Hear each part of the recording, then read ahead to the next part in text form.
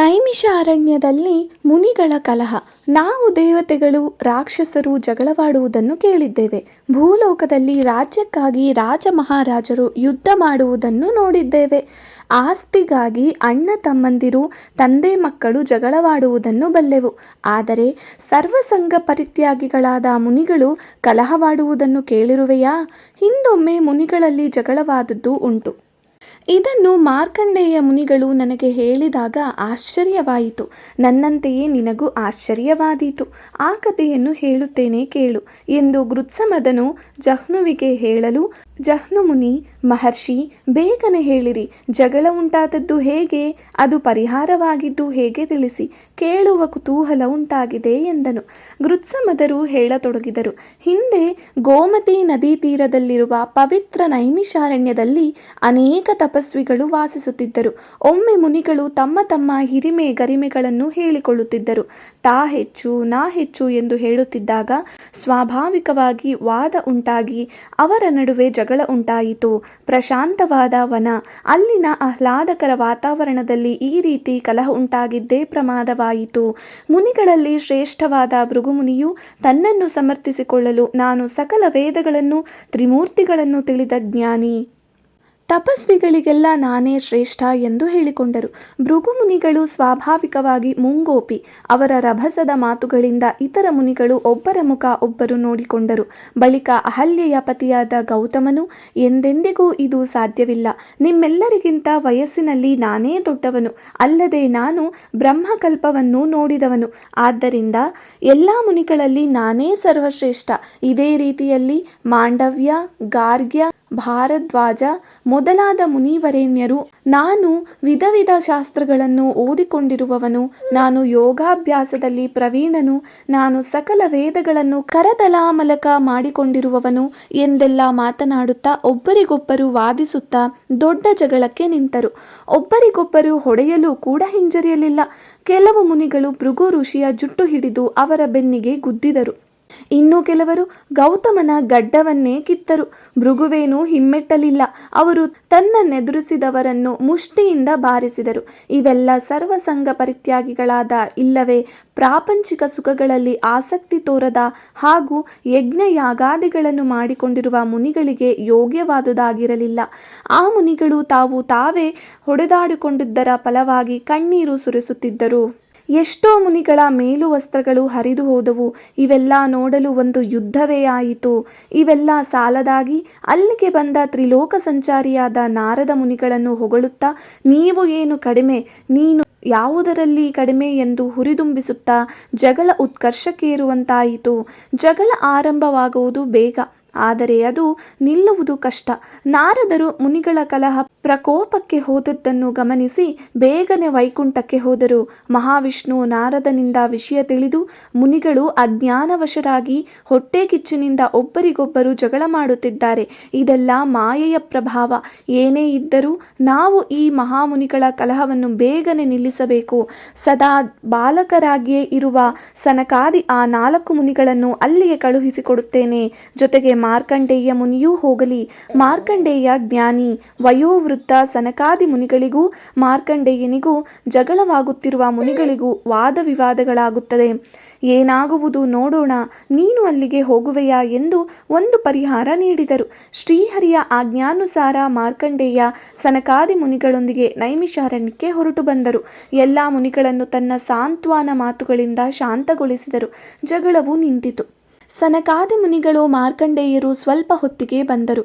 ಆಗ ಮಾರ್ಕಂಡೇಯರು ಬಾಲಮುನಿಗಳನ್ನು ಸ್ವಾಗತಿಸಿ ಸತ್ಕರಿಸಿ ಅವರ ಪಾದಗಳಿಗೆ ನಮಸ್ಕರಿಸಿದರು. ಸನಕ, ಸನಂದನ, ಸನತ್ಕುಮಾರ, ಸನತ್ಸುಜಾತ ಮುನಿಗಳು, ಮುನೀಂದ್ರ, ಇದೇನು ತಾವು ಮಾಡುತ್ತಿರುವುದು? ಈ ಎಲ್ಲ ಮುನಿಗಳ ಪೈಕಿ ಅತ್ಯಂತ ಕಿರಿಯರು. ಈ 5 ವರ್ಷದ ಬಾಲಕರಿಗೆ ತಾವು ಸತ್ಕರಿಸಿ ನಮಸ್ಕರಿಸುವುದು ಸರಿಯೇ? ಸಪ್ತ ಮಹಾಕಲ್ಪಗಳನ್ನು ಕಂಡ ನೀವು ಇಲ್ಲಿ ಎಲ್ಲರಿಗಿಂತ ಹಿರಿಯರು ಎಂದರು.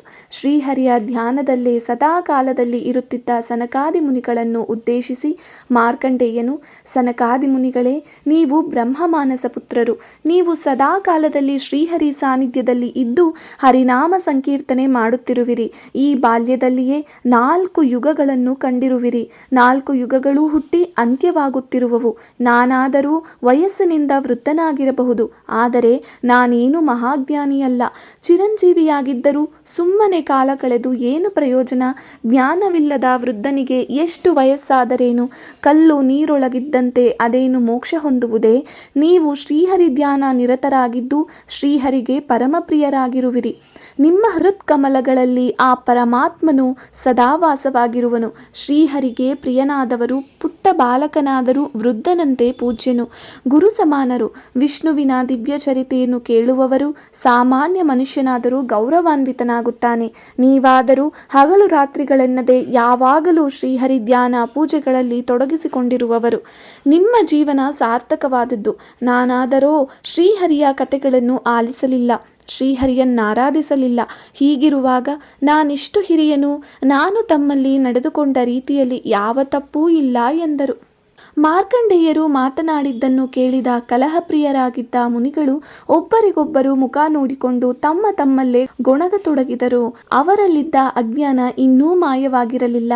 ಮಾರ್ಕಂಡೇಯನು ಹೇಳುವುದನ್ನಾಲಿಸಿದ ಸನಕಾದಿ ಮುನಿಗಳಿಗೆ ಹರಿಯನ್ನು ಕುರಿತು ಆಡಿದ ಮಾತುಗಳು ಪರಮ ಪ್ರಿಯವಾದವು.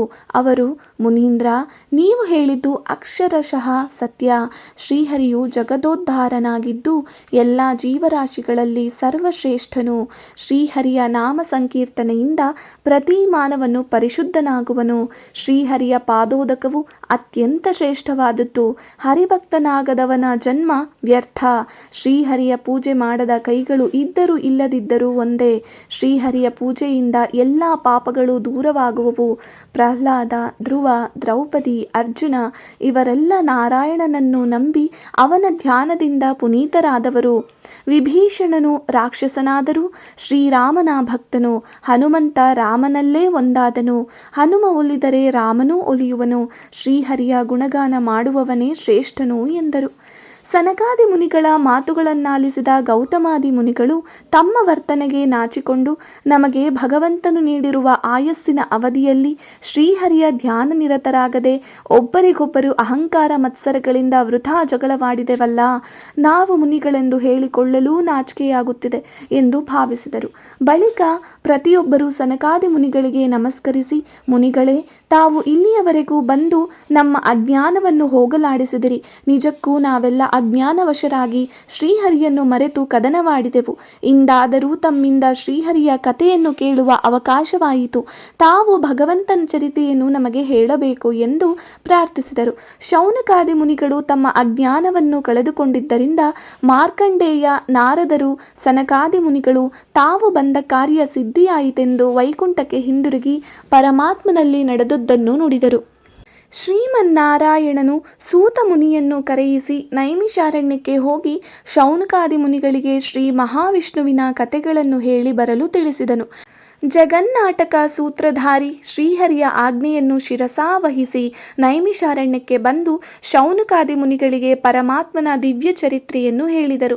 ಗೃತ್ಸಮದರು ಜಹ್ನುವಿಗೆ ಮುನಿಗಳ ಕಲಹದ ಪ್ರಸಂಗವನ್ನು ತಿಳಿಸಿ, ಜಹ್ನು, ತಿಳಿದೆಯಾ?